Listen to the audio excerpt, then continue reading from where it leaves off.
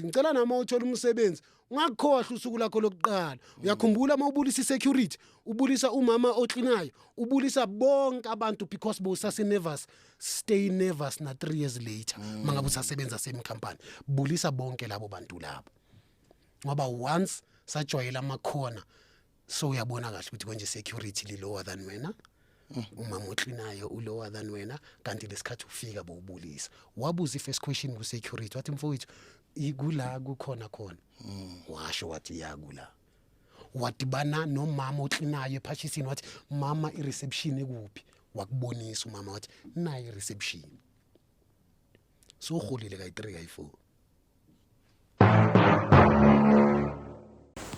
Hello Mzansi, welcome to Mgosi Mzansi. If today is your first time visiting this channel, please do the right thing and click the subscribe button, and also don't forget to smash the like button. I-actor awuthulani Mthweni ukhuluma amagama labaluleke kakhulu ku-interview yakhe bekanayo uma khuluma indzaba yokuthi uma uthola umsebenzi khumbula ngisho langa lakho lokuqala khumbula ungayadenza ufike egate ubutala security ukhumbule awuhlangana namakelo klina ke passage nombuta ukuthi kukuphi ku reception uthi ukhumbule ungathi njengoba sojwayele emsebenzini sonabo 3 months 4 months awusababingeleli labantu bokuqala lo wababingelela mawufika awusabingeleli labantu bokuqala labakusita uma ufika kuloyo umsebenzi loyo. So he was basically trying to say ukuthi sonke emsebenzini siyalingana ngekho umuntu lokumele umbukele phansi just because uyena ukuposition lethide wena ukuposition lethide bese ubona ngazuthi labantu labo akumeli futhi nje uba respect because wena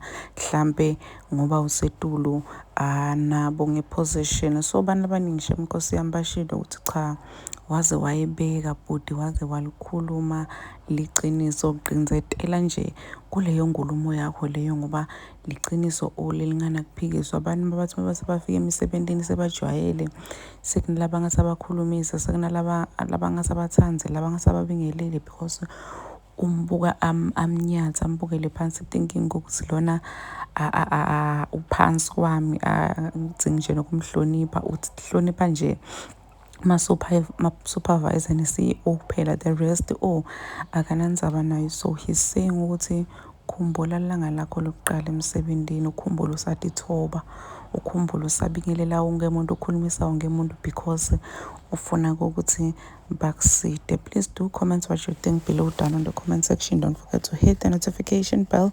I will see you in the next one. I am signing out. Goodbye.